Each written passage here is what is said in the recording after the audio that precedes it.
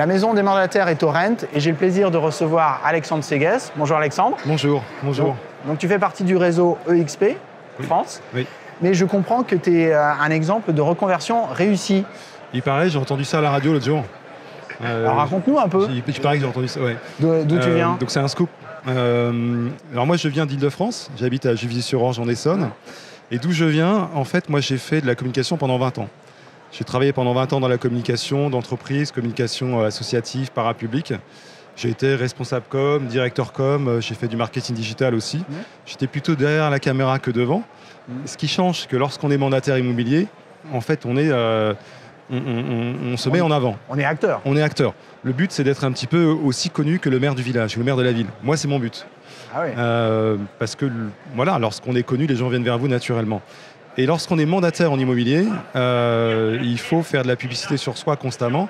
On n'a pas une agence derrière, donc on est vraiment mis en avant. C'est une mise en avant de la personne. Donc je suis une reconversion. J'ai décidé il y a 2 ans et demi, en mai 2021, d'arrêter d'avoir une activité salariée. J'ai eu des expériences professionnelles extraordinaires, avec des belles responsabilités, des beaux challenges, des belles missions de service public. Mais j'ai voulu être mon propre patron. Parce que lorsqu'on a une activité salariée, on a toujours un chef au-dessus. Et j'ai atteint un âge où je pense que je voulais être mon propre patron. Et pour ce faire, je me suis dirigé vers le métier de conseiller immobilier. Après quelques tests sur mes valeurs, et la valeur de l'indépendance est celle qui est apparue en premier. L'indépendance en premier. Sécurité financière en 4. Donc j'ai décidé d'être mandataire immobilier. Je ne voulais pas me retrouver en agence avec un boss. Et pourquoi EXP?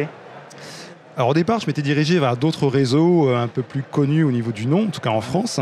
Et j'ai lu un article dans Les Échos qui parlait de EXP qui arrivait en France et qui dépendait d'une maison, d'une multinationale qui s'appelle EXP Realty, qui a été fondée il y a une dizaine d'années. Et maintenant, on est 90 000 implantés dans 24 pays. Donc je me suis dit, c'est plutôt pas mal d'avoir la robustesse d'une multinationale derrière. Et en même temps, de profiter de la souplesse d'une start-up ou d'une PME maintenant. C'est-à-dire d'avoir accès un petit peu au directeur général, au staff, facilement. Moi, j'aime bien être en relation avec la direction, être au plus proche non pas du pouvoir, mais du cercle de décision. Et chez XP, j'ai trouvé cette accessibilité-là, et c'est d'ailleurs toujours le cas. On peut d'ailleurs toujours contacter facilement Samuel Cole, directeur général, par différents moyens. Et c'est pour ça que j'ai choisi UXP. Aussi, il y a un sujet quand même important, c'est que pour 60 € par mois, j'ai appris un nouveau métier. 60 € TTC par mois.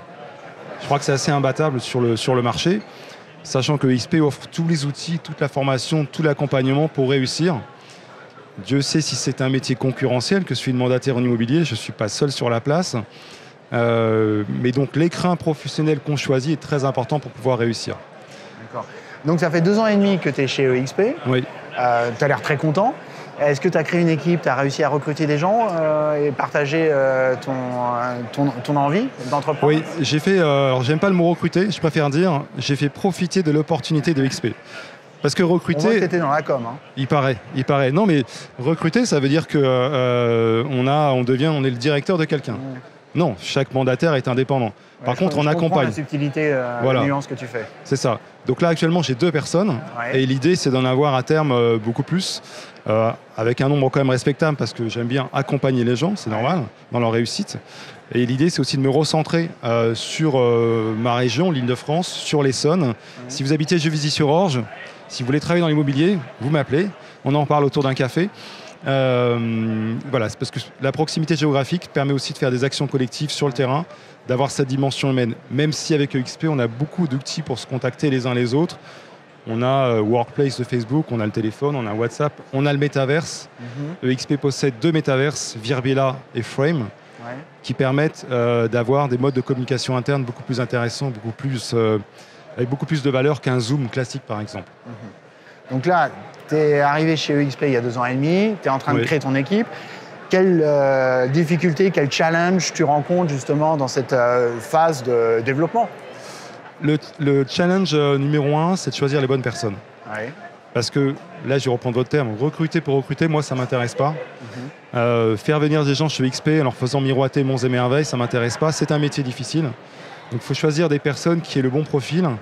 Et le bon profil pour travailler dans l'immobilier, c'est être résilient, ne pas être ultra sensible, avoir le cœur bien accroché parce qu'on est dans un marché complexe. Par contre, c'est un métier passionnant.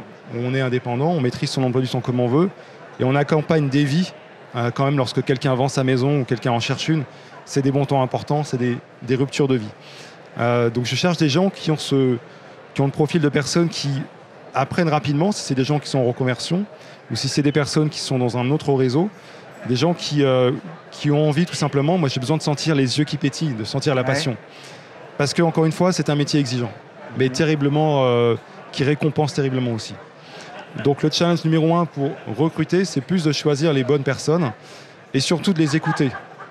Plutôt que déployer le catalogue de 48 pages de XP en présentant tout ce qu'on fait et de savoir si on fait des choses, l'idée c'est de connaître un petit peu les besoins des gens, de voir un petit peu s'ils ont des fractures, s'ils ont des douleurs, s'ils ont des peines, pour voir si UXP peut leur apporter un remède. C'est vraiment ça. Moi, recruter pour recruter, ça ne m'intéresse pas. Je préfère avoir 5 personnes, mais qui sont à l'aise dans le métier et qui génèrent du chiffre d'affaires, plutôt que d'en avoir 50 qui, en fait, échouent.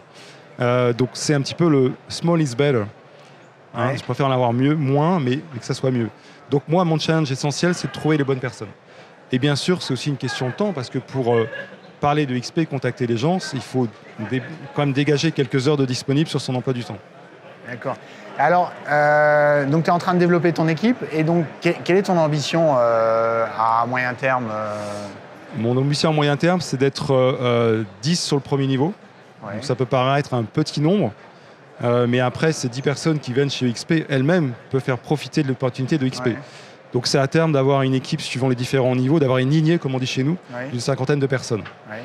Parce que le fait d'être chez XP, c'est un marketing de réseau, c'est-à-dire que on touche un pourcentage sur les ventes de ces filleuls, des personnes qu'on a fait rentrer. C'est un petit pourcentage, mais c'est quand même quelque chose. C'est une cerise sur le gâteau, et si on se débrouille bien, ça peut aussi constituer un complément de retraite quand même à un moment donné. Donc c'est une source de revenus importante. Et puis surtout, quand on croit à une entreprise, autant faire venir des gens dans l'entreprise en question. Partager la passion.